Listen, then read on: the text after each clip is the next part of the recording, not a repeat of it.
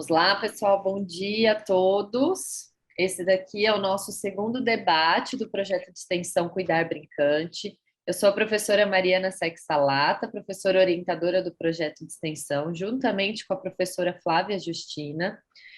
O Cuidar Brincante, ele é um projeto de extensão universitária do Uniceplac, de abordagem multidisciplinar, que envolve diferentes áreas do saber. As ações socioeducativas do Cuidar Brincante, elas são voltadas aos cuidados às gestantes, puérperas e dos bebês. O objetivo das intervenções, as rodas de conversa e oficinas é incentivar os cuidados, o acolhimento, a prevenção e a promoção de saúde e educação. Nossa equipe ela é composta por estudantes dos cursos de psicologia, pedagogia, educação física, fisioterapia e enfermagem. Eu agradeço, nós agradecemos a presença das convidadas da psicóloga Hanna Padilha, da pedagoga Cida Camarano, da fisioterapeuta Tatiana Parada, que vieram conversar com a gente hoje sobre a intervenção precoce, dos primeiros cuidados à saúde da criança ao estímulo ao brincar. Nossos estudantes que farão a mediação da conversa são Amanda Gabriele, do curso de fisioterapia, e Antônio Marcos, do curso de enfermagem do Uniceplac. Bem-vindo a todos e vamos dar início à nossa roda de conversa. Bom dia! Como a professora Mariana falou, eu sou a Amanda, do curso de fisioterapia. Eu queria primeiramente agradecer a oportunidade de estar aqui e eu vou começar apresentando as nossas palestrantes. Queria dar boas-vindas a todas. Nós temos aqui nessa roda de conversa hoje a Tatiana Parada. Ela é fisioterapeuta, especialista em neurofuncional pela UNB, mestre em ciências da educação pelo UNOERT, possui formação no conceito Bobat, fez curso de PNF e de avaliação Bailey. Seja muito bem-vinda, Tatiana. Se você puder falar para a gente um pouquinho sobre você, sobre a sua formação. Bom dia a todos. Aqui mesmo, não era Uniceplac, mas foi aqui ainda no Lago Sul, há muito tempo atrás. E eu tive a oportunidade de entrar muito rápido como professora ainda daqui. Então, já estou aqui há 16 anos e sempre voltado para a pediatria, sempre. Os meus cursos, a minha atenção sempre foi voltada para a pediatria. Sempre com intervenção dos pacientes que tinham alguma sequela neurológica, no estágio, a gente tem a oportunidade de fazer isso na prática mesmo, além da sala de aula. E, mais recentemente, com um grupo de prematuros, e aí ainda não pensando, já numa intervenção, mas não com uma sequela neurológica. E está sendo bem legal, a gente vai poder falar um pouco sobre isso.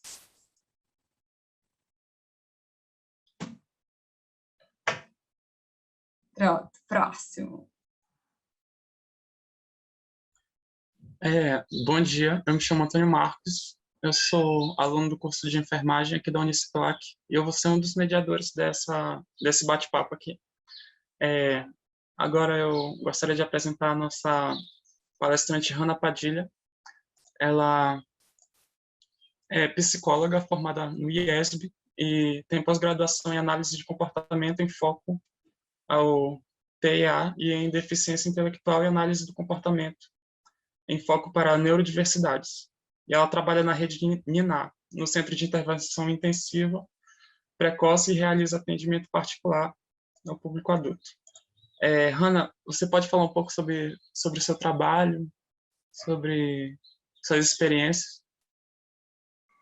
Bom dia, gente. Muito obrigada pelo convite.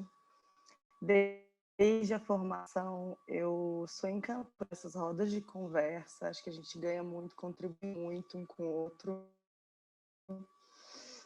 Eu sou formada pelo ISB há 3 anos.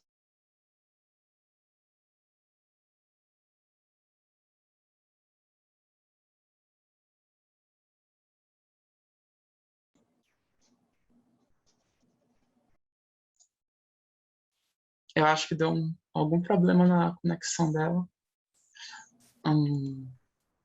Então, eu vou apresentando a Maria Aparecida por enquanto a conexão dela volta. Então, seja muito bem-vinda, Maria Aparecida. A Maria Aparecida ela é pedagoga, especialista em psicopedagogia pela Universidade Veiga de Almeida, em Metodologia e Didática do Ensino pela Faculdade de Clarentianas. Ela é mestre e doutora em Educação pela Universidade de Brasília, a UNB, né? E Muito desde o bem. primeiro estudo de diversidade. Se você puder falar um pouquinho sobre você. Ah, tá. Ela não entrou não, né, a Hanna? Oi, gente.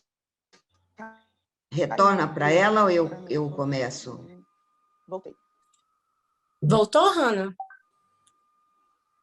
Se sua conexão tiver voltado, segunda pode... vez.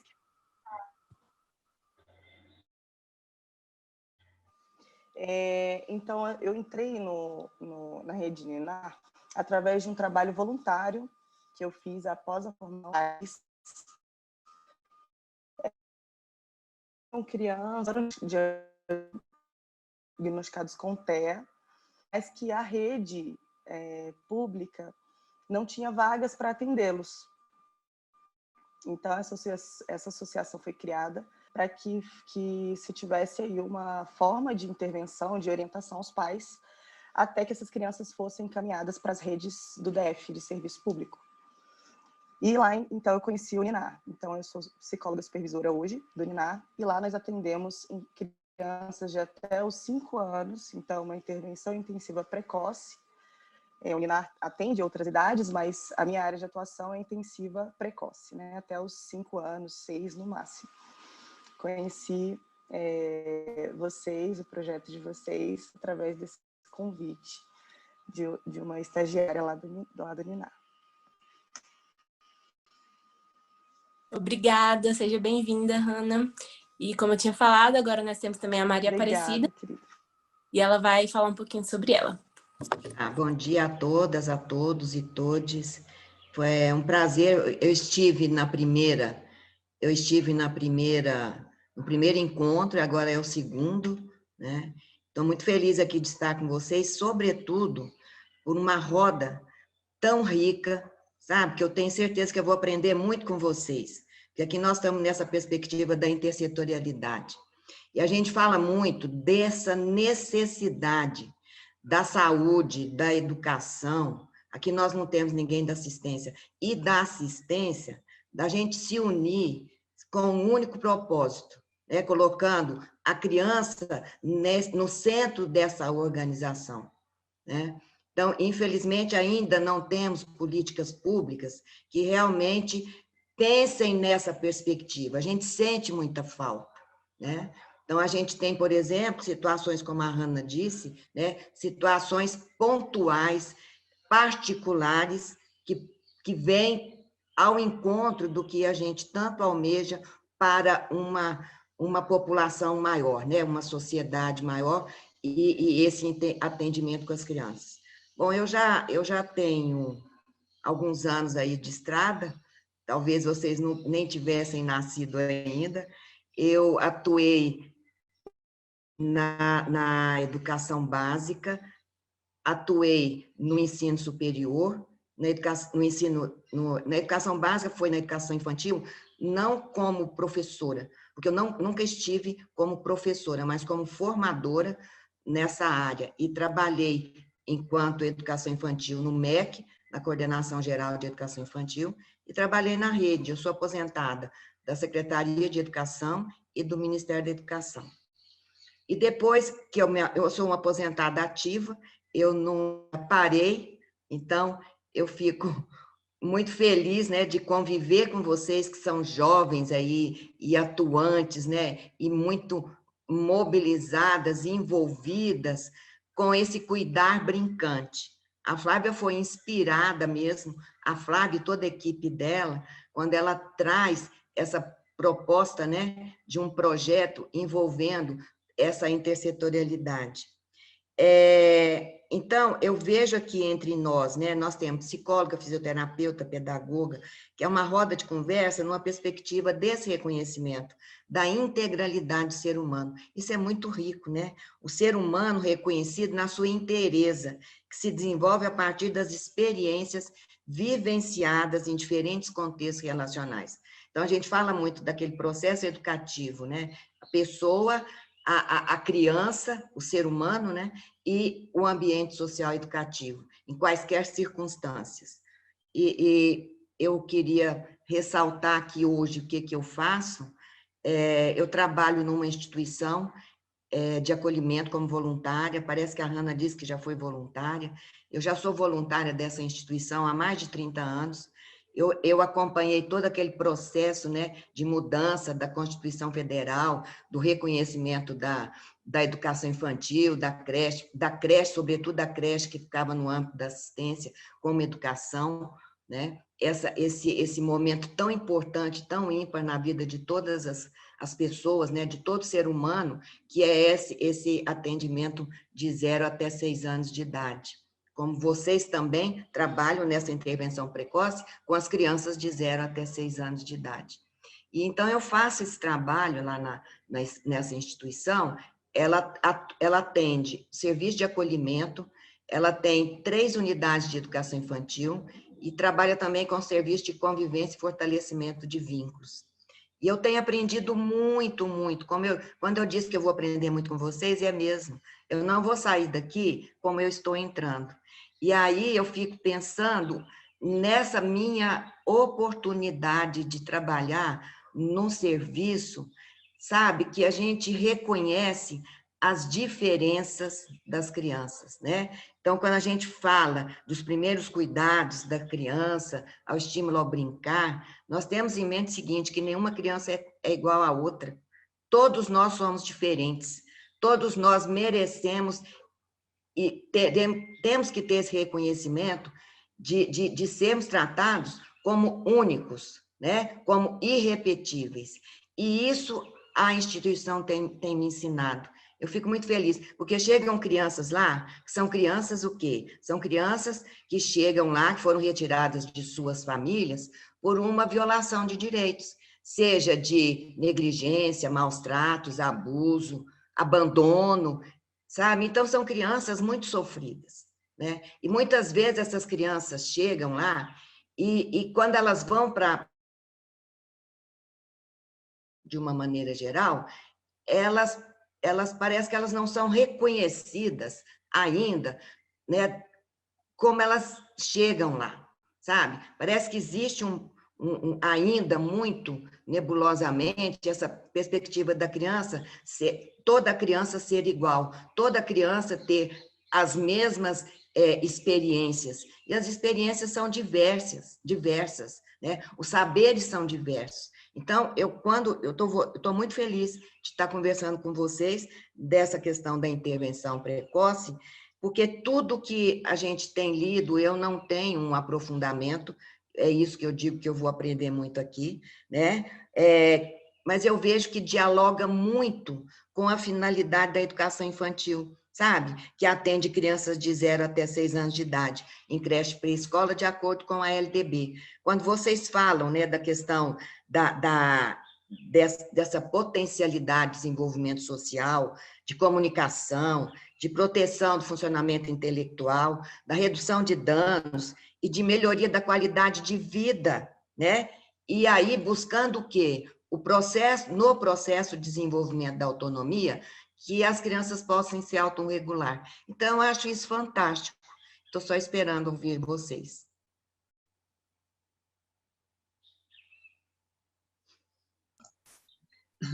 Bom, gente, desde já gostaria de agradecer a presença de todas as palestrantes e também das pessoas que estão assistindo.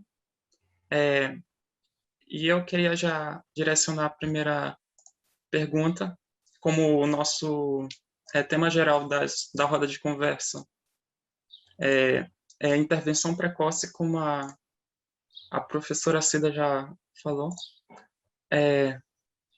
A gente vai falar sobre intervenção precoce, os primeiros cuidados à saúde da criança e também os primeiros estímulos da criança a brincar.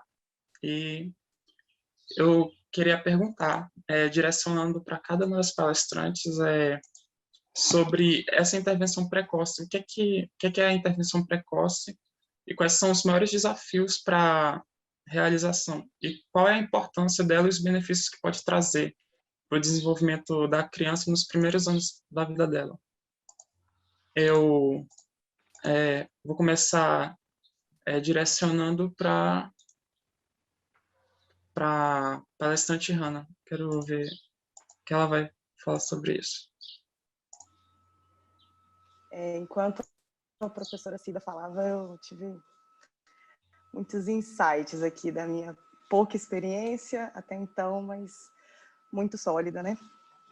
Então, a gente entende intervenção precoce por qualquer intervenção planejada e estruturada para uma criança até os 6 anos de idade. Por que planejada e por que estruturada? À medida em que a criança vai se desenvolvendo, independente de uma intervenção planejada ou não, ela está sendo estimulada. Na gestação, ela já está sofrendo vários estímulos, né? Ela já está sendo influenciada por diversos estímulos. Então, quando se fala esse tema intervenção precoce, é importante a gente saber que é porque a gente está falando de algo planejado e estruturado, que os profissionais vão estar relacionados, a gente vai planejar uma estrutura de atendimento diante daquela demanda específica. Como a professora Cida comentou, a criança é um todo. A criança é um universo, né? Então, quando a gente se depara em um atendimento precoce, a gente precisa entender como aquela criança aprende. Não como eu devo ensiná-la. Né? Na verdade, o olhar dos profissionais, eles devem estar bem atentos a isso, com intervenção precoce. Então, geralmente, uma família demanda alguma necessidade, e essa necessidade é diversa, como a professora Cida também comentou. Então, a minha experiência, por exemplo, é de quadros neuropsicológicos. Né? A professora Cida vai ter experiência dela de crianças em vulnerabilidade social. Então, o que se entende de intervenção precoce para as duas demandas é diferente. Né? Então, na minha atuação, vou planejar uma estrutura de atendimento para atender as demandas de atrasos no desenvolvimento neuropsicológico que a criança chega para mim.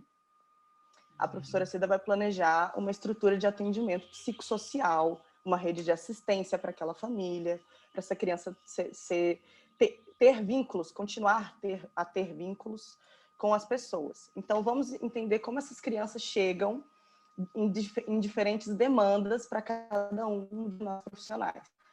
A demanda é diferente, né? Então, eu primeiro aprendo sobre aquela criança e sobre qual é a origem daquela demanda.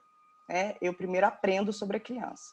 Uma outra coisa que a professora Cida comentou é como as crianças são diversas. Algumas crianças, elas vão apresentar uma comunicação extremamente funcional, elas vão apresentar uma afetividade com o adulto, né? Então não vão ter questões sobre se vincular com aquele profissional. Outras não, outras foram feridas justamente pelos adultos, né? Então elas vão chegar na defensiva com aquela intervenção. Então, primeiro a gente observa o que aquela família, porque a família vem com a criança, né? A criança não nos procura sozinhas, né? Então, o porquê que é importante aquela demanda. Algumas demandas, elas são importantes só para os pais e não são importantes para nós ou para as crianças. Eu desejo, eu tenho uma expectativa que o meu filho alcance alguns critérios e eu entendo isso como uma demanda terapêutica, eu pai e eu mãe. A criança não está demandando, o profissional não está entendendo que aquilo é uma demanda, mas a família está trazendo uma expectativa. Alguns quadros de diagnóstico planeja uma intervenção e uma avaliação e inicia uma intervenção. Mas o que eu queria enfatizar em relação à intervenção precoce é a gente sinalizar que houve algum dano, alguma violação de direitos ou algum atraso no desenvolvimento para que seja feita uma intervenção precoce. A gente precisa de algum desses elementos para iniciar uma intervenção precoce. Senão, tudo se torna extremamente urgente e a gente não respeita o próprio fluxo do desenvolvimento da criança. Nossa, que lindo. Adorei. Obrigada, Eu te adorei. Agora, Tatiana falar um pouquinho da experiência dela na fisioterapia, como que os objetivos, os tipos de paciente. Vamos lá. Depende assim, se chegou com um diagnóstico, né? A gente já sabe dessa patologia que essa criança tem, daí é uma intervenção. Se é só um prematuro, e aí é outro tipo de intervenção, né? E a gente está com esses dois públicos, e é bem importante. Uma coisa legal de se falar, gente, não é qualquer manuseio que serve. Não é a responsabilidade que a gente tem de dar esse input para a criança, né? É igual ao computador mesmo, receber, ela está ali como esponja, né? Como uma janela do desenvolvimento. Então, ela está ali absorvendo. E, às vezes, nós temos que pensar como profissionais da qualidade do que a gente vai dar. Isso, sim, pode ser bem ruim. Ela está ali, a neuroplasticidade dela é o que, né, está bombando nessa primeira infância. E dependendo do estímulo que eu dou, o manuseio conta, outra coisa, a intensidade conta, né? Então, a gente tem que levar em consideração algumas coisas bem importantes. Aí, a plasticidade pode ser positiva ou pode ser negativa. Então, fiquem atentos com relação a isso, não é qualquer manuseio que a gente pode fazer. Vou falar de um estudo aqui, só para a gente refletir um pouquinho. A gente leva entre 300 e 350 repetições para conseguir construir um novo movimento, padrão de movimento. Então, a criança vai lá, repete, até que ela esteja pronta para fazer. Mas a gente precisa de 3.000 a 5.000 vezes para poder corrigir o movimento. Então, gente, olha a importância dessa intervenção precoce. Eu não espero ela fazer errado para eu conseguir intervir, porque olha a quantidade de vezes que eu vou ter que fazer para ela mudar. Muito mais, o desgaste é muito maior, né? Então, acho que fica isso. A gente tem que ver, é muito importante a intervenção precoce. E, meninas, desculpem de eu estar falando do movimento, porque essa é a minha praia, né? Então, esse input sensorial tem que ter muita qualidade para a resposta da criança ser boa. Eu não espero ela fazer ruim para poder atuar, né? A gente já atua, essa a importância do precoce. A gente já atua junto com ela para ela fazer já bem feito, né? E aí, assim, os objetivos vai depender, né, de cada patologia, mas a gente tem que sempre... o nosso desenvolvimento é um desenvolvimento ontogenético, né? A gente é um desenvolvimento crânio-caudal, e aí eu preciso primeiro sustentar a cabeça, para depois rolar, para sentar sozinho, para engatinhar, para ortostatismo, ficar de pé, e aí andar. Essa sequência, ela não é engessada, né? Eu não tenho assim, só passa para o outro depois que aquele estiver lindo. Não, gente, é tudo em conjunto. Tá fazendo aqui, melhorando aquele, já pensando no outro, né? Então, a gente vai fazendo isso. Não é engessado. A gente consegue entender que cada criança tem seu tempo, né? Que cada uma vai se desenvolver de uma maneira, mas é importante ficar de olho, porque tem um tempo ideal, né? Vou dar um exemplo bem simples. Às vezes, a criança começa a andar com 9 meses, mas tem crianças que só com 1 ano e 2 meses. E ok, as duas estão dentro do esperado. Mas aquela criança que já tem 1 ano e meio e não anda, plim. Aí acendeu uma luzinha e aquilo ali precisa de uma intervenção, né? Então, vamos indo. Também estou doido para aprender mais. Tatiana, licença, gente, que eu vou tirar dúvidas com você agora. Eu acho que você vai explicar muito melhor do que eu, mas algumas famílias me procuram com algumas demandas de atrasos no desenvolvimento da criança, como você comentou, andar, a fala, né? Algo que dá muita expectativa, né? Na família, quando vai ser a primeira palavrinha.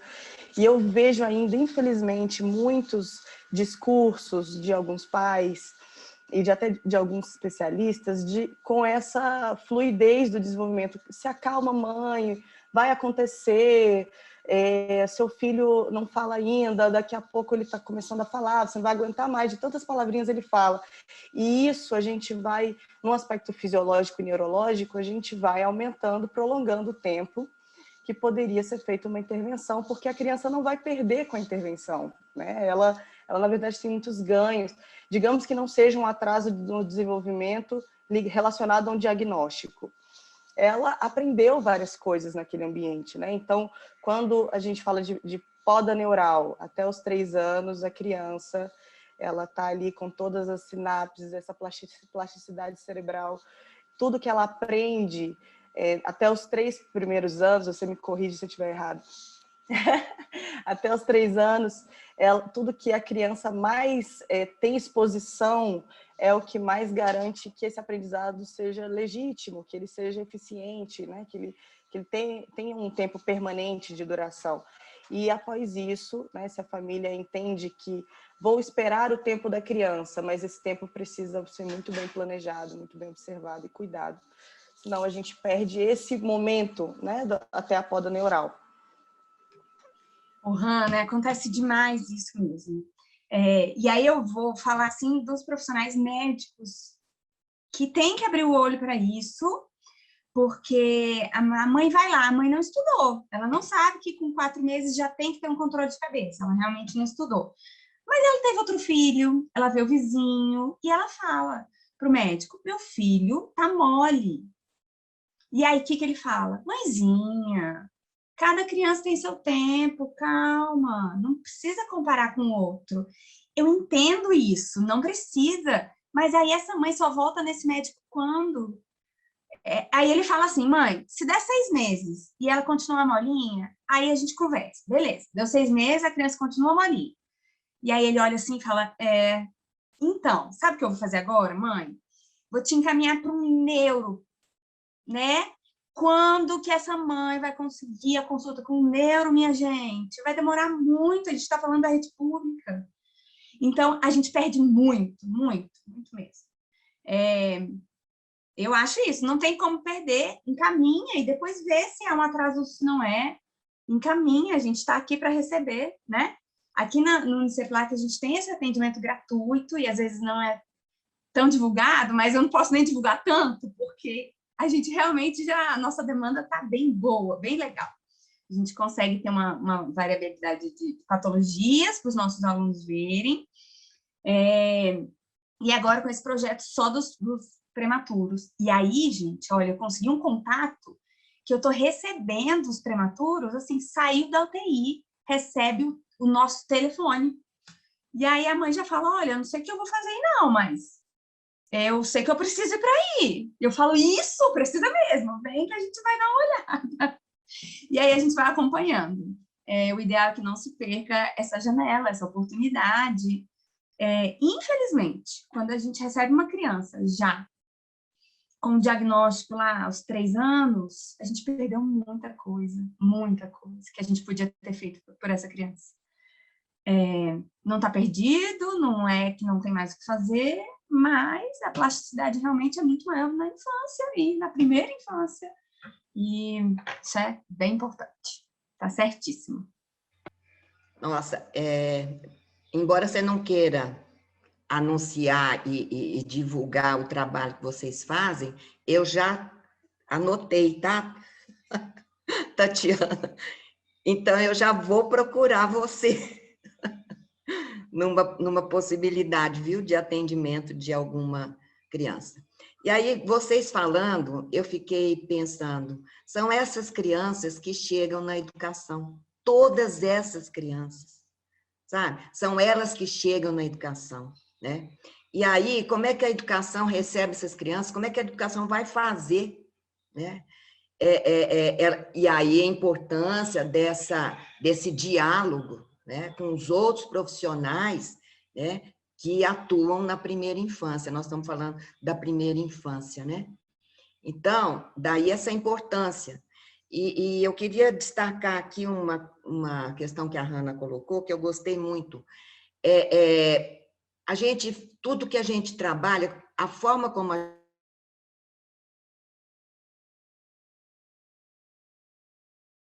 tem uma intencionalidade educativa, sim. Isso é uma questão que, às vezes, até na questão do brincar, que nós vamos estar trazendo, discutindo um pouco, é muito colocado assim numa perspectiva espontaneísta. Não é isso, sabe? Nós temos que entender que a criança aprende, inclusive, a brincar, né? E aí, quando a gente fala desse estímulo no atraso, né, da criança, eu fiquei pensando, então, realmente acontece, e nós precisamos na particularidade daquela criança, né, sentir o que é que está acontecendo. Eu vou contar um caso para vocês de uma criança que nós recebemos já há um tempo, isso foi na década de 2000, por aí. Essa criança chegou aos 2 anos de idade na instituição de acolhimento. Ela não andava, ela não falava. E aí ela começou a ser estimulada. Foi isso que vocês disseram, da importância desse estímulo, né? E ela começou a ser estimulada, e nós fomos buscar o porquê disso. Então, ela tinha sido retirada da família exatamente porque a mãe trabalhava e essa criança ficava sozinha. E a forma como essa criança conseguiu sobreviver, a mãe saía e deixava as mamadeiras no berço. Então, veja bem, ela mamava, né? Ela não tinha com quem conversar, ela não saía do berço, então ela não foi estimulada. Então, nós começamos a fazer esse trabalho, e essa criança hoje já é um jovem, né? Um jovem saudável, sabe? Então, a gente trabalha muito nessa perspectiva do ser humano como um ser de possibilidades, encarando e vendo a criança e reconhecendo como ela está, como ela é, a partir do que ela é, das suas experiências, das suas vivências, e aí a gente faz esse processo de intervenção, né? Muito importante. E aí eu queria destacar aqui, porque a gente está falando dessas infâncias plurais, isso nós não podemos perder de vista. Eu vejo que, às vezes, uma mãe, um pai, naquela ansiedade do filho andar, porque o do vizinho está andando, sabe? Ele fica assim, mas meu filho não anda. Isso acontece muito na educação infantil, quando a criança, por exemplo, não sabe ler e escrever. Como se existisse assim, sabe? Tem que ser, obrigatoriamente, a criança tem que sair lendo e escrevendo. Então, a escola é uma porcaria, né? Porque só brinca. Então, a gente usa muito isso. Só brinca, né? Não aprende. Meu filho não está alfabetizado, ele tem a mesma idade do outro, que está numa outra escola. Então, o que que é? Olha, é comparar o incomparável, sabe? Então, quando a gente pega, por exemplo, numa escola onde você recebe 2 crianças, uma criança que ela tem todo o estímulo em casa, ela tem acesso a livros, ela vai a teatros, sabe? Ela estabelece um diálogo rico com a família, e chega uma criança dessa que eu estou contando para vocês, todas as 2 têm 2 anos. Dá para comparar? Não dá, é o incomparável. Por isso que a gente tem que focar o nosso trabalho nessas infâncias plurais, e dizer isso, passar isso para o pai, porque o pai fica naquela ansiedade, comparando com o outro. Então, eu até anotei aqui, nós precisamos trabalhar, né, no reconhecimento dessas diferenças, dessas experiências e saberes que as crianças já trazem. É a partir disso que nós começamos a trabalhar. Se uma criança já chega para vocês, por exemplo, já sabendo andar, vocês não vão trabalhar, né? Vocês não vão estar trabalhando nessa perspectiva. Vocês vão ver o que é, né? Se ela já está nesse processo, como é que você vai contribuir para que esse processo de desenvolvimento avance, né? Mas cada uma tem seu tempo, cada uma tem seu momento. Não são questões muito determinantes, né? Se a gente trabalhar com situações e com processos determinantes, e aí você começa a comparar, né? Porque de 0 a 2, minha criança tem que fazer isso. De 2 a 4, ela tem que fazer aquilo. De 4 a 6, ela tem que... E aí eu fico louca, porque minha criança não vai fazer, sabe? Eu falo assim, não, ela tá doente, né? Então, é nesse ponto que essa criança chega na instituição e a gente tem que conversar com o pai. Há casos, sim, muitos casos da gente encaminhar, né? Por isso que eu já estou de olho na Tatiana, né? Então, esse processo de desenvolvimento, ele não ocorre de forma regular, né? Então, tanto o desenvolvimento psíquico, quanto o desenvolvimento do crescimento, do peso, e aí está a Hannah, que trabalha nessa perspectiva, proporção do corpo, estrutura, funcionamento do sistema nervoso, né? Então, daí essa importância da gente levar em consideração as particularidades que eu já disse, né? Que possam ocorrer nesse desenvolvimento. Eu trabalho numa perspectiva histórico-cultural. Vocês conhecem essa teoria, né, fundamentada em Vygotsky, e eu trouxe aqui, inclusive, a gente trabalha muito nesse processo de desenvolvimento, como ele traz, né, nessa questão. Ele fala assim, o processo de desenvolvimento, como qualquer outro processo, ele é histórico, ou seja, transcorre no tempo. Tem início, tem etapas determinadas do seu desenvolvimento e tem fim. Contudo, não está organizado no tempo de forma que, se é possível dizer assim, o seu ritmo coincide com o ritmo do tempo, né? Não está organizado de forma que, em cada intervalo de tempo cronológico, a criança percorra um determinado trecho em seu desenvolvimento. Ou seja, o ritmo de desenvolvimento, a sequência das etapas que a criança percorre, os prazos que são necessários para que ela passe cada etapa, não coincidem com o ritmo do tempo, não coincidem com a contagem cronológica do tempo. E eu acho isso lindo, gente. Sabe, eu acho isso maravilhoso, porque esse processo de desenvolvimento, ele não ocorre de forma linear, ele ocorre em saltos. Olha que coisa linda isso. Então, nós não precisamos de nos apropriar, né, dessas questões que vocês tão bem estão tratando, e graças a Deus nós estamos assim, na mesma sintonia, né? Então, nós estamos nessa sintonia. E eu trazendo questões dessas crianças que vocês dizem, para a educação infantil, né? E é isso, eu queria ouvir vocês, porque eu tenho outras coisas aqui. Eu já ia entrar nos direitos de aprendizagem e desenvolvimento, mas vou esperar um pouquinho. Professora Cida, você trazendo todas essas questões, e uma coisa que não mudou com o tempo foi em como nós, enquanto sociedade, vemos a criança. Então, como você citou o exemplo da criança que a mãe deixava as mamadeiras. Muito provavelmente essa mãe não via outra saída, né? Então, a gente também precisa falar do papel da mulher, do papel da mãe, com poucas opções, né? De como fazer diferente, né? E a criança sendo vista como uma criança que precisa ser atendida somente em necessidades fisiológicas. Então, ela precisa mamar, e ela precisa dormir, e ela vai fazer as necessidades onde ela estiver. A gente ainda não avançou o suficiente para entender a criança como cidadão. Ela vai ser um adulto daqui a pouco, ela vai ser responsável por ocupar um lugar na sociedade. Ela ocupa assim que sai do corpo da mãe. Sim. Então, a gente ainda... algo que não mudou com o tempo, ou avançou muito, mas ainda não é o suficiente, da gente entender a criança como uma pessoa que tem sims e nãos, e tem escolhas e oportunidades. Até hoje, eu questiono muito os pais quando eles levam a criança às terapias e a criança chora um dia ou outro, né? Horrores para entrar na sessão, muito. Mas ela vai entrar. Não, mas não é assim, ela vai entrar. Eu vou abaixar, eu vou tirar meu sapato, nós vamos sentar com ela, nós vamos negociar, eu vou explicar o que é a terapia, nós vamos conversar com ela, não vai ser ela vai entrar. Eu não vou ser... Se vocês, pais, estão confortáveis com isso, eu, como terapeuta, não estou. Eu não quero nenhuma criança que chegue chorando e não se acalme primeiro, não entende que eu não estou contra ela. Né? Eu não represento redes de serviço que vão ser aversivas, né? E aí entra no nosso tema, né, do educar brincando.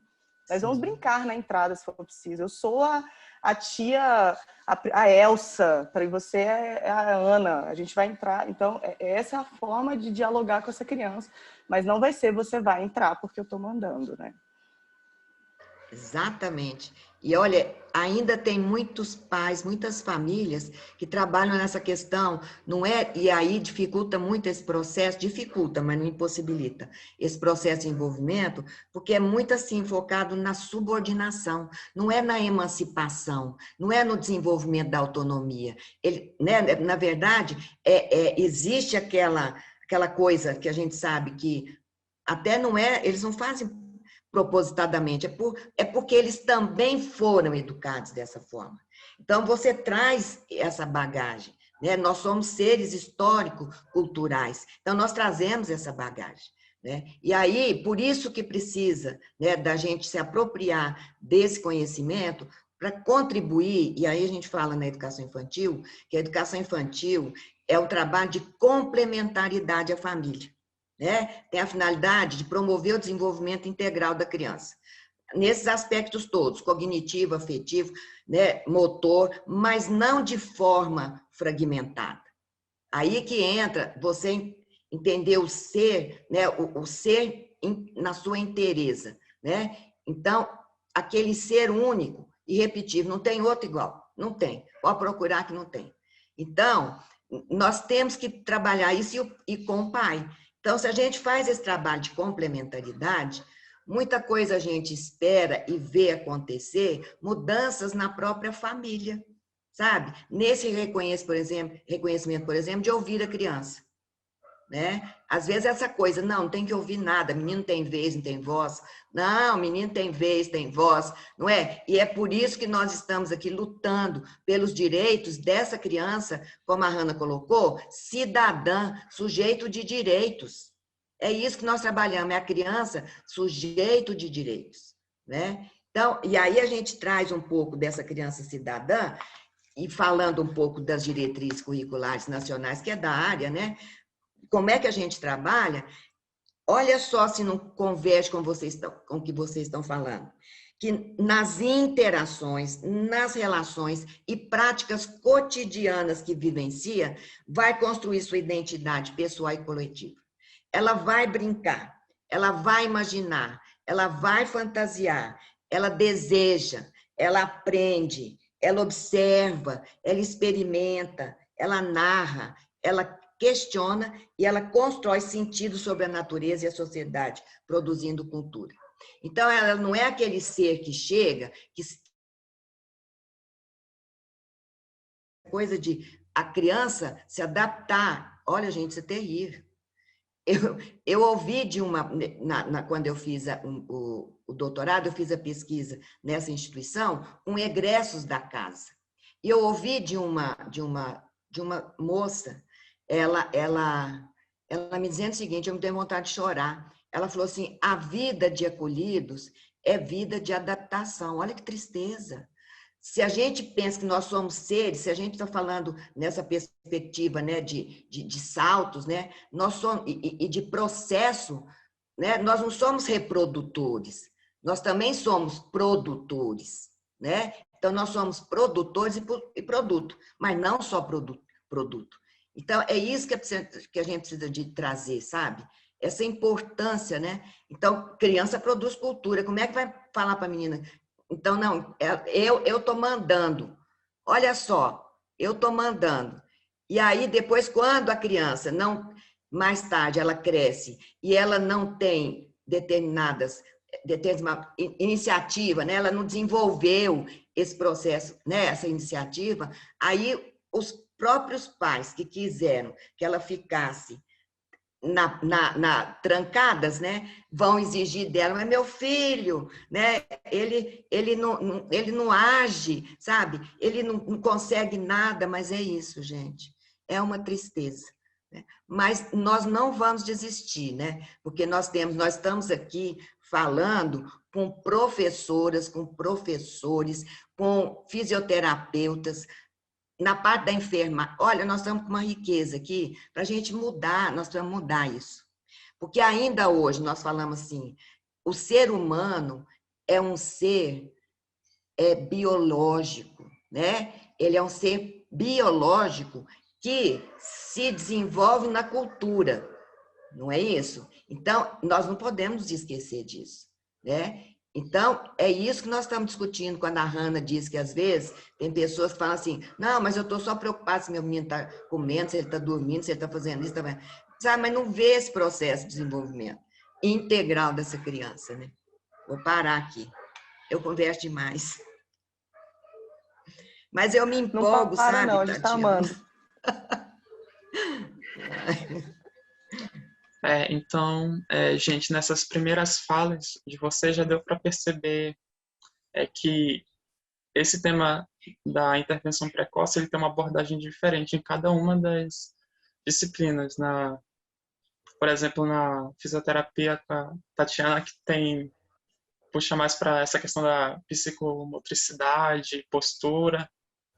Na questão psicológica tem a ver com o desenvolvimento cognitivo. A Hannah falou que aparecem para elas muitos casos de atraso neurológico, né? E na questão da pedagogia, puxa mais para essa parte do aprendizado, da criança se desenvolver, conhecer o mundo, interagir com o meio e aprender a partir disso. E quando vocês vão falando e conversando, mostrando o ponto de vista de cada uma das disciplinas, aí dá para ver como uma vai puxando a outra e elas vão se interligando. Então, aí mostra a importância da interdisciplinariedade. E se a gente fosse puxar mais a fundo, tem muitas outras disciplinas que poderiam entrar aqui. Por exemplo, educação física, um fonoaudiólogo, né? Por exemplo, tem muitas disciplinas que têm um papel importante nesse processo de desenvolvimento da criança. E por isso que é muito importante não ter uma visão muito fechada, mas no atendimento a essa criança a gente considerar todos os aspectos dela, não apenas focar em um e ficar fechado. Agora eu vou passar para Amanda para ela começar a fazer algumas perguntas para a gente ir direcionando essa conversa. Tá bom? Então bom, viu a síntese que você traz aqui, viu? Muito bom. Isso que o Marcos falou é muito verdade, né? É muito importante a gente ver como que um vai ajudando o outro. Ninguém trabalha sozinho, né? Um vai complementando o outro. E aí agora eu queria entrar nessa parte em relação aos pais. Como que os pais podem dar o suporte, tanto fisioterapêutico, psicológico, pedagógico? Eu queria que vocês falassem um pouquinho da importância dos pais nesse âmbito, né, da intervenção. Você pode começar falando para a gente, Tatiana, por favor? Vamos lá. Essa parte psicológica eu acho que é bem importante, porque eu vejo muito isso na minha prática. Tem pai que entrega a criança assim, sabe? Com um receio muito grande. Ele não está querendo entregar, ele não está à vontade para a criança fazer. A gente, nesse momento, nem está permitindo o pai dentro da sala, mas a porta fica aberta, eles podem ficar olhando. E aí esse mesmo pai entrega assim e ainda fica ali na porta, olhando. Gente, essa criança, ela não está à vontade também. Ela é uma extensão dos pais. E aí ela fica chorando, e aí o pai tá ali, a mãe tá ali, e aí... é bem difícil, bem difícil. E tem aqueles pais também que já falam, olha, filho, agora é o seu momento, vai lá, a mamãe tá aqui esperando. Vocês falaram do choro, né? O choro é uma coisa que tá bem presente comigo, tá? A gente coloca as crianças em algumas posições que elas não estão acostumadas. Por exemplo, o tummy time. Daqui a pouco a gente fala.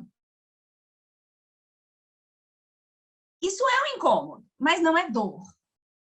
Tipo assim, o que essa tia, que eu nem conheço direito, tá me colocando nessa posição? Cadê meus pais? Quero o meu colinho, quero o meu afago, quero me sentir Isso, esse choro é um choro de protesto, não é um choro de dor, né? A gente conhece um choro de dor. Eu tô ali como supervisora, e aí esse choro, gente, para mim é normal, mas não trata assim, não faz até chorar, não. A gente sabe lidar com esse choro, mas se eu também não permitir fazer com o choro, também não faço nada. Mas é isso, é fazendo, parando, fazendo, parando. De repente, pode estar um monte de criança chorando. Mas, de repente, um choro diferente, eu já olho para a criança e falo, tá machucando ali, ó. Ali tá doendo, gente, vamos ver o que está acontecendo. É diferente, é um choro diferente. Tá? É o jeito da criança falar, né? E ela fala de uma forma diferente. Então, é muito importante os pais entenderem a importância daquele atendimento. Não é só eu tô pagando, né? Não é só vai fazer o que eu tô comprando. Não. Para que você veio aqui? Qual a importância da fisioterapia? Muitos pais, gente, olha o que acontece. Eles entregam no primeiro dia. Entregou uma criança, pode ser uma criança super grave. Entregou, a gente avaliou, na hora de devolver a criança, o pai pergunta assim, e aí, quando que ele vai andar? Daí a gente olha assim e fala assim, ó. Se eu falar, depende do desenvolvimento, depende do rev, depende de muitas coisas. Se você ficar muito em cima do muro, o pai vai falar, você não estudou não? Não estou confiando não. A gente mudou, agora é assim a resposta. Ô pai, vamos primeiro sustentar a cabeça dessa criança? Quando estiver sustentando a cabeça, a gente conversa de quando que vai sentar, pular, né, sentar. Quando estiver sentando, a gente vai conversar quando que vai engatinhar. Quando já estiver em posição ortostática bem, aí você volta essa pergunta para mim. Aí a gente conversa sobre quando que vai andar. Né? Você não pode ficar em cima do muro, que daí você parece que não está sabendo das coisas. Você não pode dizer que depende de várias situações, e aí você pode desanimar os pais e falar assim, depende de outras coisas, então eu vou ficar em casa, né? Depende de tanta coisa. Então é isso, gente. O pai é um aliado, a gente tem que conseguir conquistar, e a maioria dos meus pais é assim. Chega desconfiado, vai pegando confiança, normal, é como na vida. E aí daqui a pouco tem uns que ainda entrega e tchau, né? Olha o que está acontecendo, né? Comigo é assim. Com vocês, Hanna, Cida, como que é essa interação dos pais na intervenção precoce, na área de vocês? Quer falar, Hanna?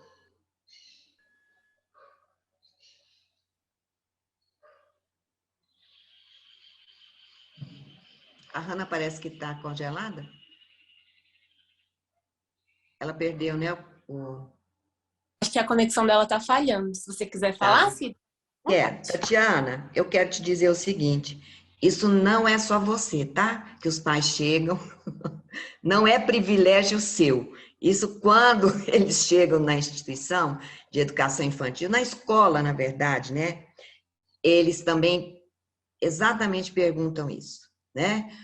Quando é que meu filho aí tem aquela história, né, na educação, aquela coisa muito do filho aprender a ler e escrever, né? Então, e aí é focado muito nessa perspectiva cognitiva. Se a criança sabe ler e escrever, o resto que se dane, entendeu? Então, o que nós precisamos de mostrar e trazer para os pais é isso, mostrar essa questão da criança, né, como ser integral, porque senão, se for só cognitivo, e aí, como é que fica? A gente trabalha nessa questão, e aí tem um afetivo envolvido, né? Porque a gente não fragmenta, não separa essa relação afeto-intelecto. Isso aí está imbricado, não tem como você dissociar, né? E muitas vezes os pais não entendem, mas eles têm que entender. Não, nós é que temos que entender e mostrar para eles, é o que você falou, é a firmeza. Eu, às vezes, falo para os professores o seguinte, vocês têm que ser firmes. Quem estudou para isso foram vocês. Então, não é o pai que vai chegar aqui e dizer o que vocês têm que fazer, sabe? Eu falo, gente, é demais um negócio desse. O pai agora fica mandando na escola. Porque está pagando? Não. Olha, tem que reconhecer, né, o tempo que eu fiquei estudando sobre isso. Então, quem sabe sobre isso sou eu. E aí, nós temos esse diálogo, sabe? a gente tem que ter esse diálogo. E uma coisa que você falou também, da questão do choro. É um chororô geral, né? Esses dias eu estava fazendo uma fala aqui no plano piloto sobre as transições. A transição da criança de casa para a instituição, da instituição, dentro da instituição para outros períodos, né? E depois quando sai. Como isso é doloroso. Então, quando a criança sai, quando ela chega na instituição, é um chororô danado. E aí, você olha, tem pai que fala assim, cala a boca, engole o choro. A gente escuta isso, não pode chorar. Você já deve ter ouvido isso muitas vezes, né? E isso aí na nossa própria história de vida. Engole o choro, né? Então, existem diferentes choros. Essa é uma forma de expressão da criança que não pode ser desconsiderada, né? E aí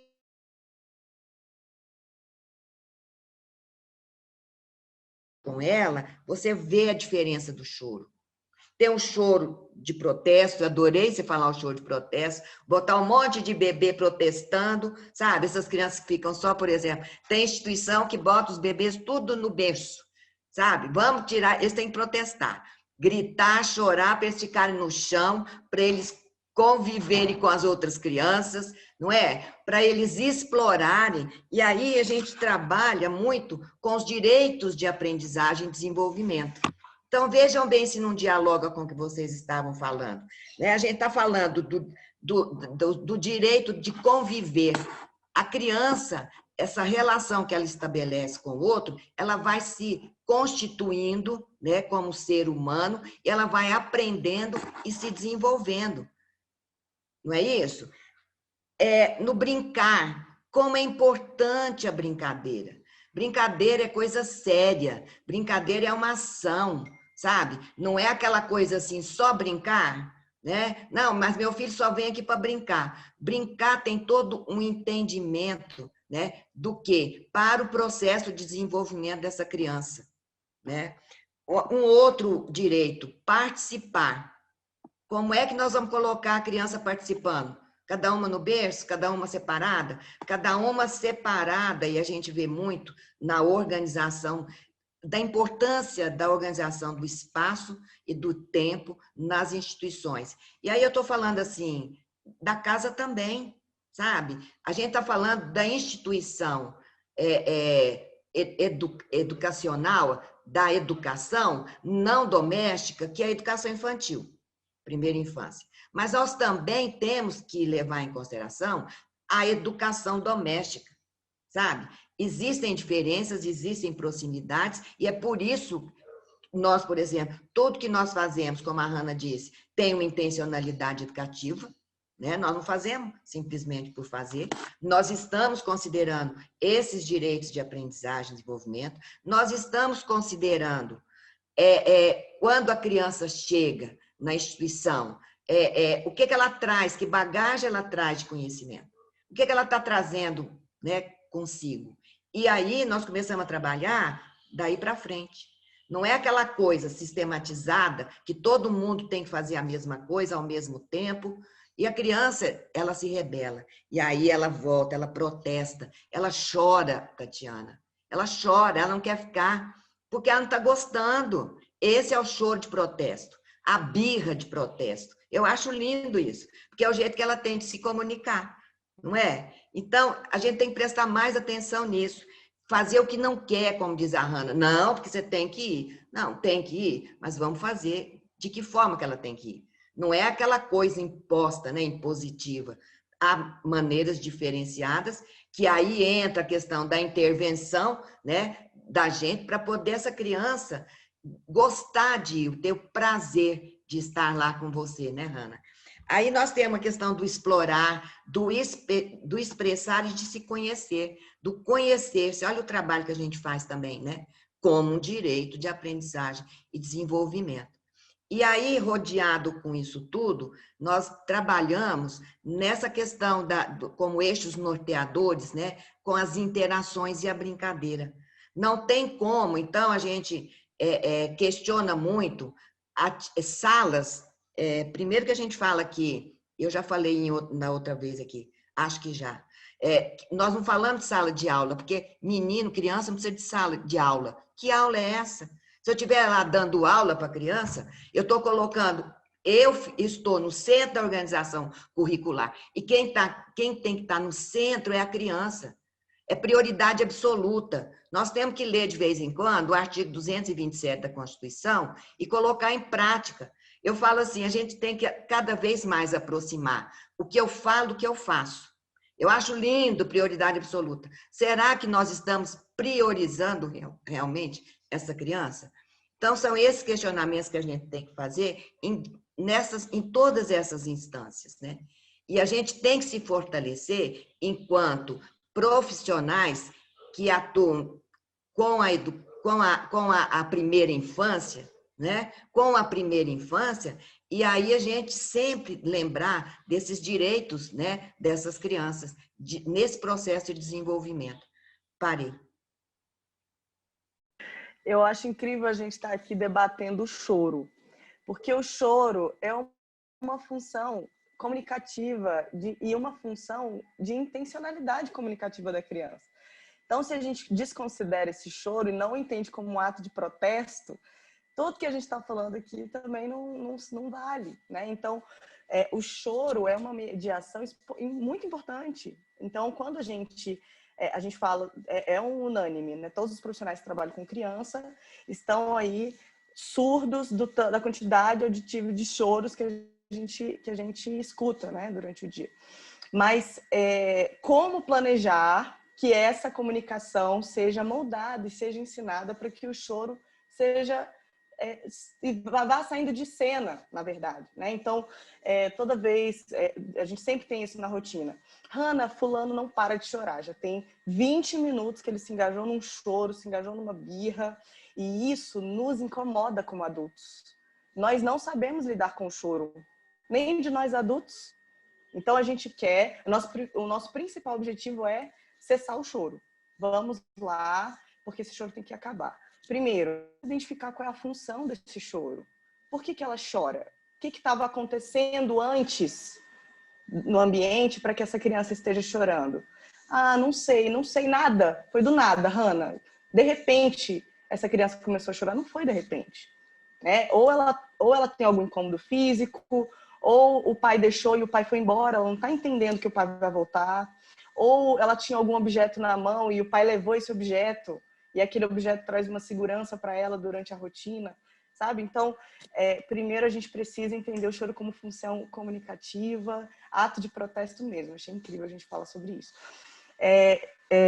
A pergunta sobre o papel da família, né? A minha experiência, ela me colocou em muitas situações sobre esse tema, do papel da família. Então, quando a gente não tem experiência, a gente é recém-formado, a gente vai para uma primeira experiência prática, nós vamos nos ambientando com o que os outros profissionais já fazem, né? Então, é isso que a gente faz.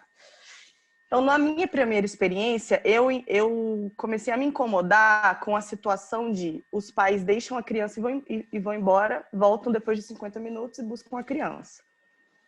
Esse era a dinâmica, né, do trabalho. Funciona, mas o pai entende que o profissional vai ser um salvador daquela demanda. Então, hoje o meu pensamento e a minha perspectiva já é diferente. Eu preciso trazer o pai para a terapia. Eu preciso trazer o pai como parceiro. Então, o papel como a professora Cida comentou, nós somos complementares. Nós estamos colaborando, nós somos colaboradores. Mas quem fica com a criança todas as outras horas do dia e quem são as referências sociais dessa criança são os pais e a família, independente da configuração que seja.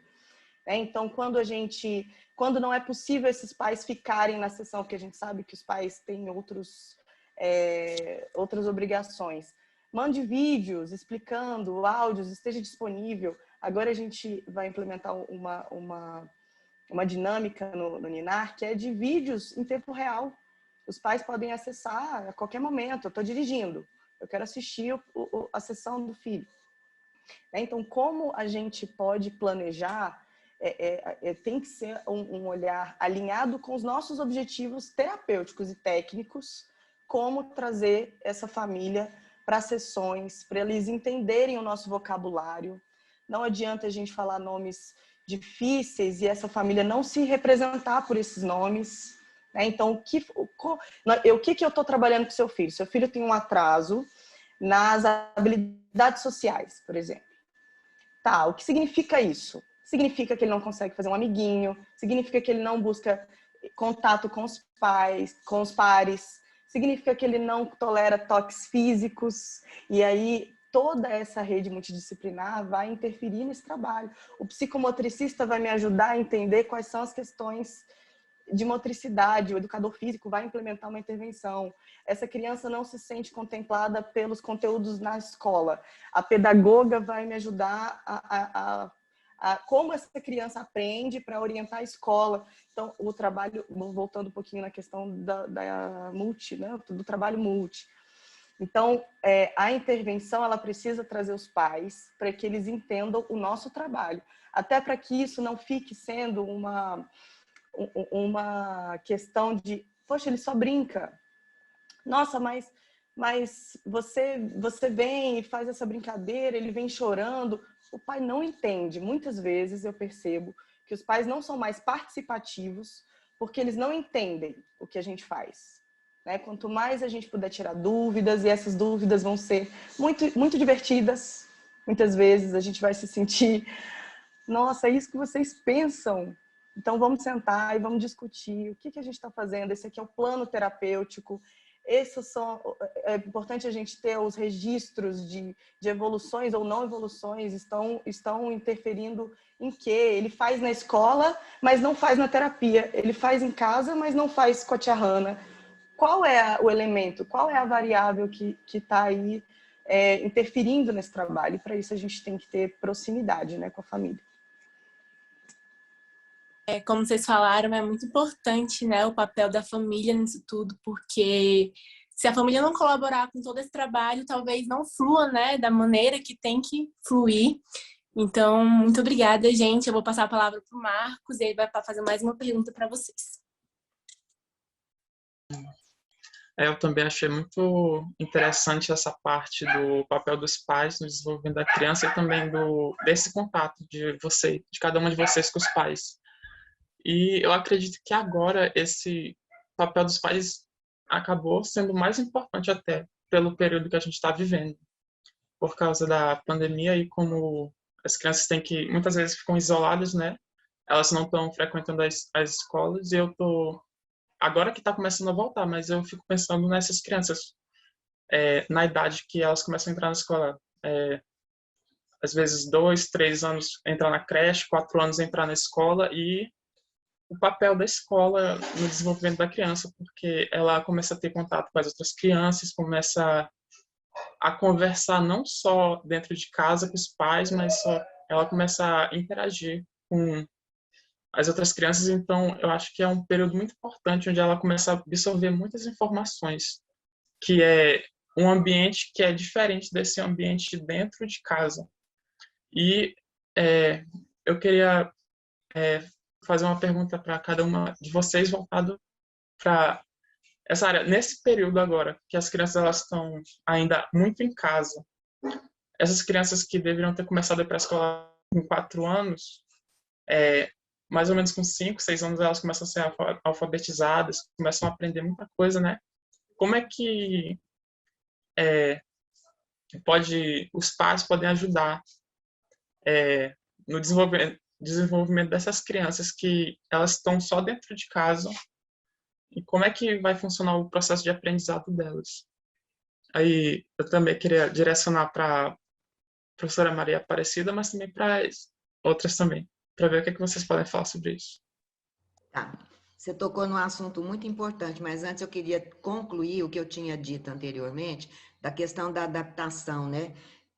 E aí a gente está falando, e já conversando sobre essa questão da família.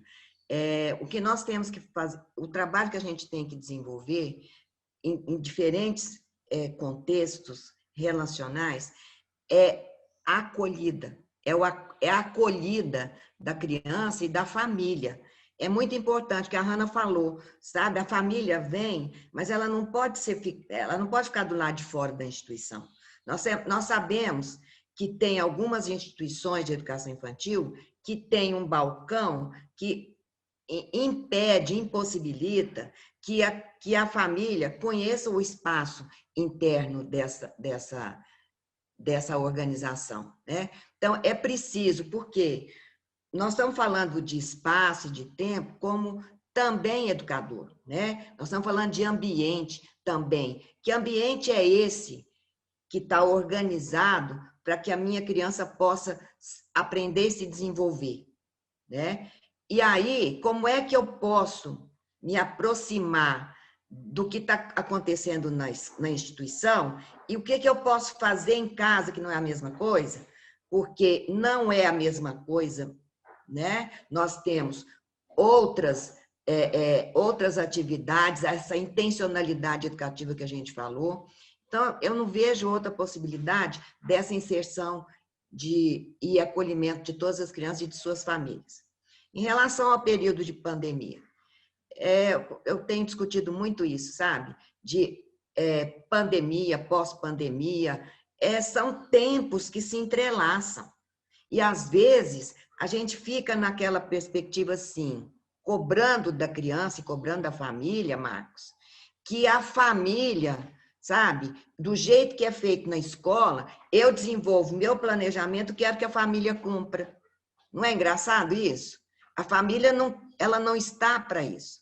Agora, é preciso, sim, que a gente não perca de vista, independentemente se está presencial ou remoto o atendimento, do que nós não podemos perder. Nós não podemos perder essa perspectiva da criança, que a Hanna falou muito bem, sujeito de direitos, né? Essa perspectiva dessa apropriação do conhecimento de diferentes formas. Como é que eu vou contribuir? Então, é um exercício que a gente tem que fazer com os pais, independentemente de pandemia, sabe? Como é que eu trabalho em casa? Primeiro, ouvir as crianças. Tem um livrinho que chama Ernesto, não sei se vocês conhecem, um livrinho de história. Esse Ernesto, ele vivia, chegava para o pai estava assistindo televisão, falava assim, depois eu converso. Conversava com a mãe, depois eu converso. Nunca tinha tempo para a criança. E aí ele foi se constituindo assim uma pessoa nervosa, né? E inquieta. E isso trouxe várias consequências, isso na história, né? Trouxe várias consequências para esse relacionamento da família, né? E a gente sabe que acontece isso mesmo. A gente sabe que, desde criança, nós temos que ouvir essas crianças, nós temos que participar desse processo de desenvolvimento, nós temos que dar ouvidos, nós temos que dar ouvidos às crianças, porque voz ela tem, não tem que dar voz à criança, temos que dar ouvidos, e muitas vezes os pais não dão esse ouvido, não ouvem, né? O Rubem Alves falava uma coisa muito engraçada. Ele falava assim, olha, tem um tanto de curso, né, para oratória e não tem para escutatória. Eu acho que a gente tem que começar a fazer um curso de escutatória para os pais, sabe? Esse é um bom começo, Marcos, escutatória, né? Então, o que eu tenho em casa que eu não tenho? O que eu tenho na instituição que eu não tenho em casa? Esse período foi muito assim, de fazer estabelecer, igual nós estamos na janelinha aqui, mas tentando fazer essa roda de conversa. É outra história que depois eu queria contar para vocês. E aí, é isso aqui. Você olha, por meio dessas janelinhas, você observa como é que a criança está. Sabe? É aquele olhar diferenciado para aquela criança que você atende, né? Que ela vai para a instituição. Quais são os seus desejos? Né? O que elas estão buscando? O que elas estão fazendo? Esse período, às vezes a gente se preocupa muito em saber esse processo de desenvolvimento, de aprendizagem, né? De aprendizagem e desenvolvimento, o que a criança aprendeu, o que não aprendeu. Tem criança passando fome, gente. Tem criança que não tem nada para comer dentro de casa. Sabe? Tem criança que não tem brinquedo. Tem criança que não tem nem casa, porque a gente tem que olhar também as crianças que são moradoras de rua. Então, essa é a nossa realidade. São essas crianças que vão para os consultórios, são essas crianças que vão para a educação infantil. Então, o que eu tenho que fazer? Eu tenho que dar condições para que a mãe enxergue dentro de casa aquilo que ela possa brincar com a criança, por meio da brincadeira. Criança adora, sabe o quê? Quando ela ganha um presente, ela adora a caixa. Adora. Então, caixa todo mundo tem, não é? Então, vamos explorar, sabe? Vamos explorar, vamos fazer a criança participar desses momentos de casa. A mãe vai fazer uma comida, chama a criança, olha, faz isso, faz aquilo, descasca uma batata, por exemplo. Ah, não, mas eu tenho medo que meu filho vai cortar a mão. O que é isso? Se ele nunca usar a faca, ele nunca vai aprender, não é? Nós temos na rede um projeto da utilização de faca e garfo e prato, não é prato não é prato de plástico, não, é prato de vidro.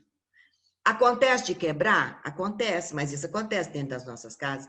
Acontece de machucar? Acontece, mas isso acontece dentro das nossas casas. Se a gente não oportuniza a criança a se apropriar desse conhecimento, não é? De como utilizar a faca e o garfo, né? De como utilizar tudo isso que está posto no mundo, eu vou ler rapidinho aqui uma frase pequenininha da Hannah Arendt. Olha a responsabilidade nossa, a responsabilidade dos adultos por apresentar o mundo aos recém-chegados, olha só, assume a forma de autoridade.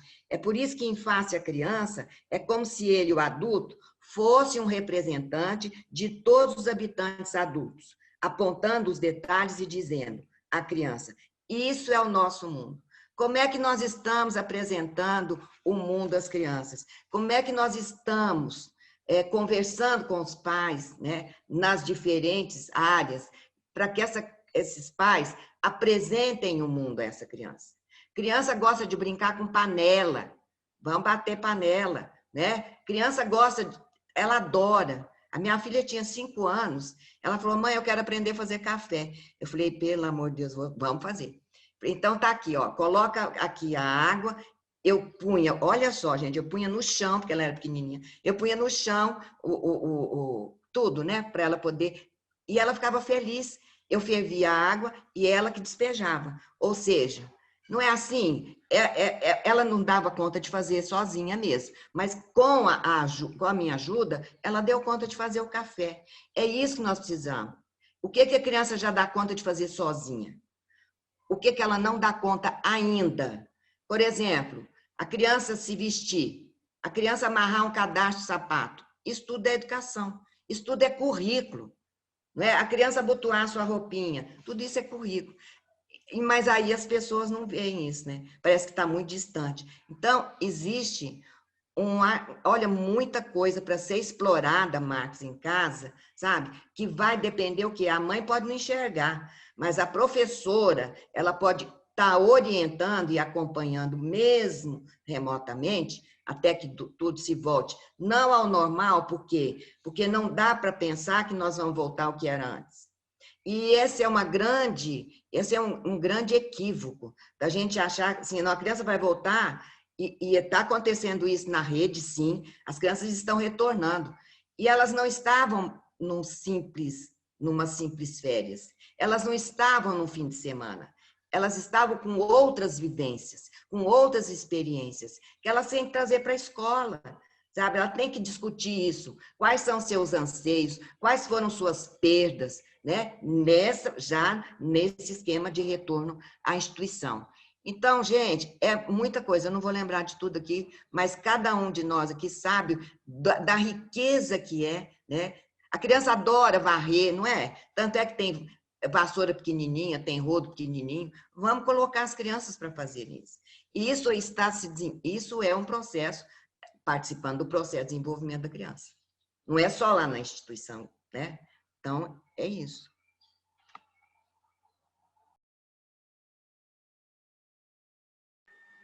Gente, eu não sei se eu falei o que você queria ouvir, Marcos, mas...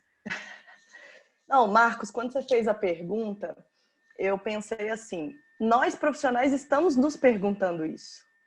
Não é uma resposta que a gente tem pronta. Todos os dias eu me pergunto, gente, essa família não vai levar a criança devido à pandemia, ou os pais testaram positivo. Eu não vou deixar a programação terapêutica parar. Eu vou ter que inventar, fazer com que se tenha andamento. Então, é uma pergunta que nós nos fazemos. Enquanto a professora Cida falava, uma fala que a gente se delicia, né? Vocês falando de como a pandemia exigiu que a gente se movimentasse, mexeu com todos os nossos respondentes, de todos nós, enquanto pessoas, enquanto profissionais. Então, acredito que ela exigiu dos pais, nesse tema específico que a gente está falando, né, de desenvolvimento infantil. Exigiu dos pais a disponibilidade para brincar, para ensinar. Então, algo que antes a gente tinha uma estrutura muito sólida de cada instituição ensinar algo para a criança. Então, a rede de serviços hospitais cuida disso e disso e disso. A escola cuida disso e disso e disso. As terapias cuidam disso e disso. Agora tudo está em casa. Então, agora eu preciso ter disponibilidade como mãe, como pai, como avó, como tia, de fazer com que eu aprenda o que os profissionais me orientam e aplique ao meu modo. Então, isso a gente tem cobranças ao nível master dos pais. Os pais se sentem frustrados de não serem escola, de não serem terapeutas, né? Então, o nosso primeiro molde tem que ser em transformar e ressignificar essa orientação. Vocês não vão ser e não precisam ser. Vocês são mães e pais. A gente está tentando fazer com que você tenha andamento em tudo que a sua criança tinha de rotina terapêutica escolar. Então, primeiro, essa culpabilização. Os pais estão se sentindo culpados, estão sentindo que estão atrasando a vida das crianças, né? Então, a gente precisa... Ela está relacionada também ao modelo de vida que a gente está exposto. Os pais têm que trabalhar muito mais para agora pagar uma pessoa que fique com as crianças, por exemplo. Né, eles estão devendo favores para as famílias, então os pais estão muito vulneráveis. Eles estão abalados emocionalmente ainda com a demanda de implementarem as rotinas. Né? Então, a pandemia exige dos pais essa disponibilidade. É preciso estar disponível para sentar e bater panela com seu filho e entender que aquilo vai ser muito funcional, aquilo vai colaborar muito para o desenvolvimento deles. Às vezes acham que isso é insignificante. Das crianças, a gente exige uma modificação da estrutura. Eles estão sendo apresentados a uma nova rotina. Minha mãe agora, diante de uma câmera de vídeo, às vezes crianças que nunca viram, né, esse modelo, vê o seu professor, a sua professora numa câmera. Né? Então, a gente precisa fazer disso interessante. Né? E aí, a disponibilidade da escola e dos profissionais de trazerem essa personalização da tecnologia de uma forma que alcance e contemple o interesse da criança. Né? Gente, eu estou vivendo na pele isso, né? Sou mãe de um de 6 anos e uma de 13. E aí, eles já tinham voltado para a escola. E essa semana passada, recebi um comunicado. Criança testou positivo, seu filho vai voltar para o online. Gente, fui contar para ele chorou. Mãe, online de novo? Não, mãe. É realmente assim, tá sendo emocionalmente muito difícil, né? E aí aquela pressão, agora é o momento de você se alfabetizar. E aí, pais, não podem deixar de entrar. Não posso, sim. Eu posso, porque se isso for melhor para a saúde mental do meu filho, sim, eu posso. Eu vou escolher em qual aula eu vou entrar. Eu tenho meu trabalho também. Gente, então, é isso. Acho que para encerrar, eu vi uma coisa muito legal. Enfrentando os sabotadores da infância. Antídoto para a infância estressada. Escolarização precoce, que é o meu caso. Meus filhos entraram na escola muito cedo. O brincar.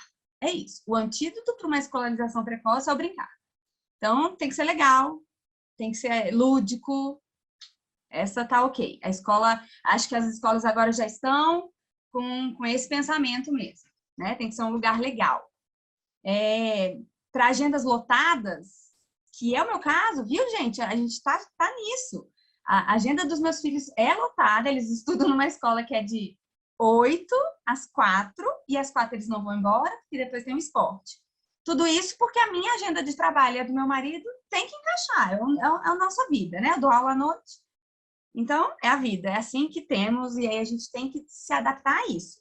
Sabe qual é o antídoto para agendas lotadas? O ócio. Gente, eles não estão sabendo mais esperar. Tem hora que meu filho, ai mãe, que saco, não tem nada para fazer. Eu falei, meu filho, é isso mesmo, olha, isso chama ócio, tédio, sente aí. Sente, porque a vida é assim, não é só espetáculo e uhul, animação. Não, tem hora que é isso. Fica aí, sente um pouco isso daí. Aí, nesse mesmo momento, ele sai correndo, ele fala, vai lá para fora, meu filho, vai lá para fora. Que é outro antídoto à natureza, né, minha gente? Para medicalização, porque muitos querem dar medicamento para as crianças, porque elas não ficam quietas, porque isso, por aquilo, é a natureza que é o antídoto para isso. E ele vai lá para fora, e aí sabe o que ele faz? Fala, filho, vai correr um pouco. E aí daqui a pouco ele pega uma pedrinha, e aí ele...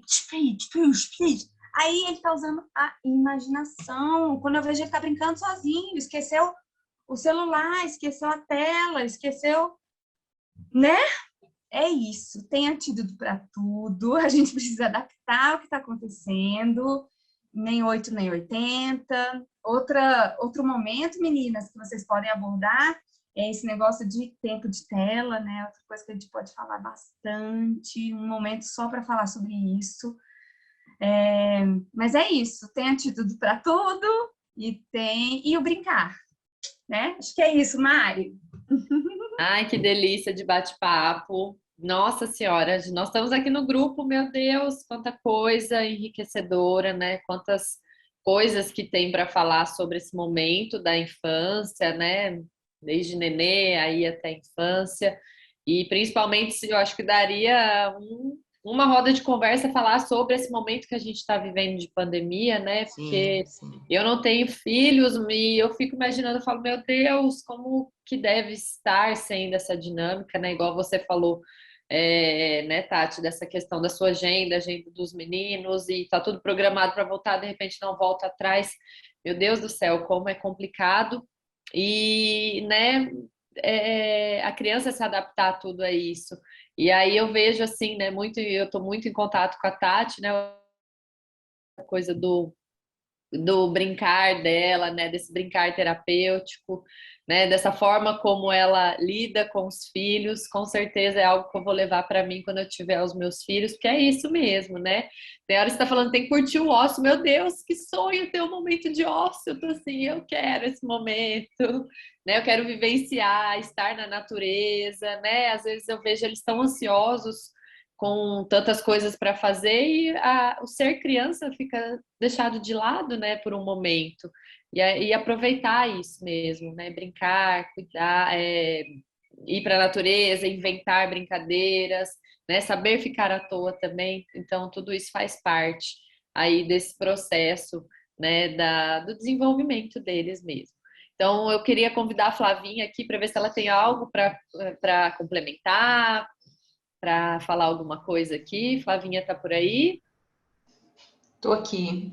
Gente, eu fiquei assim encantada, né? E como a conversa fluiu e como vocês trouxeram tantos conteúdos importantes, né? Como a criança, né? Esse ser de direitos, né? Que vocês tanto ressaltaram e que nós somos professoras todas aqui e temos muitos estudantes, os alunos extensionistas estão tendo uma riqueza, né, de ter esse contato com profissionais como vocês, que trabalham com essa abordagem, né, que está na lei, né, está na lei, mas que tantas pessoas não olham assim, e mesmo alguns profissionais não consideram assim, vocês sabem disso, né? Mas eu tenho certeza que esses estudantes e todos que estão participando aqui hoje, muitos da área da saúde e da educação, né, interessados, algumas mães que estão aqui, eu tenho certeza que tudo que vocês trouxeram fizeram todos nós refletirmos, né, sobre a importância de dar voz à criança, né, a importância da escuta à criança, da gente aprender primeiro, conhecer essa criança, conhecer essas famílias para poder intervir. É tão simples, né? Isso é tão simples de falar. Mas no cotidiano, ainda bem que a gente está tendo algumas escolas, né, Cida, que estão sem paredes, que estão debaixo das árvores, que estão com trilhas. Ai, eu fico tão assim, meu coração fica tão feliz quando vê essas escolas respeitando os direitos da criança, o direito de brincar, e não é aula, a criança chega para explorar, ela chega para aplicar o que ela já sabe, o que ela já, né? Porque ela tem conhecimento. Essa criança traz conhecimento, gente. Essa criança é um ser que já conhece, que já tem experiências. Então, isso vocês falaram, olha, a Tati falou, a Cida falou, a Hanna falou, é isso que a gente precisa, né? E quando vocês falam que trabalham esse cuidar brincando, dentro da área da fisioterapia, dentro da psicologia, você cuida brincando, Hanna, né? A Tati cuida brincando. É isso que a gente precisa considerar essa criança, né, que aprende brincando. Então, assim, eu adorei a conversa, foi leve, foi gostosa, foi riquíssima de conteúdo, fundamentada. Eu acho que, assim, a gente encerra amanhã com alegria e com muito conhecimento. Então, assim, eu agradeço de coração o tempo que vocês se dedicaram, a Amanda, o Marcos aqui, né, que... Pode falar, Cida. Eu estou aqui ansiosa, tanta coisa que eu deixei de falar. Fica para a próxima. Fica, a gente vai te chamar. Fica para a próxima, né? Mas olha, muito legal. Você trouxe a questão da desemparedar, né? Então, tem umas questões que são muito próprias para essa área, né, da educação infantil. A gente não trabalha com sala de aula, é sala de referência. A gente não fala aluno, a gente fala criança. Aluno, ele vai ser o resto da vida. Ele vai ser criança até os 6 anos de idade. O resto, que ainda tem isso, sabe, Flávia? Quando chega no ensino fundamental, a gente está falando na educação infantil que a atividade principal da criança é a brincadeira. Quando a gente fala isso do cuidar e educar, dessa indissociabilidade, e trazendo essa questão das interações e brincadeira, é esse que é o nosso propósito. Mas quando chega no ensino fundamental, a criança aos 6 anos, e aí ela deixa de ser criança, você já viu? Ela passa a ser aluno. Então, tem hora para brincar, 15 minutos de recreio, só. Não tem outro, sabe? Sendo que poderia estar instituído essa brincadeira em todos os momentos, não é? Então, às vezes, as crianças não gostam da escola, é por isso. É isso. E aí, se eu fosse criança, eu também não ia gostar, não. Também não. Gente, olha, um beijo para vocês, tá? Foi ótimo. A gente se encontra por aí, né? Com certeza a gente vai se encontrar em outros momentos. E eu não sei se a Amanda e o Marcos querem falar alguma coisa para a gente poder encerrar. Eu gostaria de agradecer as palestrantes. Foi uma manhã muito enriquecedora. A gente conseguiu abordar e a gente ficou com aquele gostinho de quero mais. Muito, muito obrigada, gente. Eu também gostaria de agradecer a presença de cada uma das palestrantes. Eu achei que 2 horas ia ser muito tempo, só que quando a gente começa a conversar, tem tanta pergunta que a gente quer fazer, tantos assuntos que a gente quer puxar, que esse tempo parece que encurta, então não dá para a gente abordar tudo que a gente quer, mas eu gostei muito de participar e eu acho que a gente aprendeu muita coisa e eu já estou ansioso pela próxima vez. A joia, então. Obrigada, gente. Um beijo. Tchau, gente. Tchau. Bom final de semana. Beijo.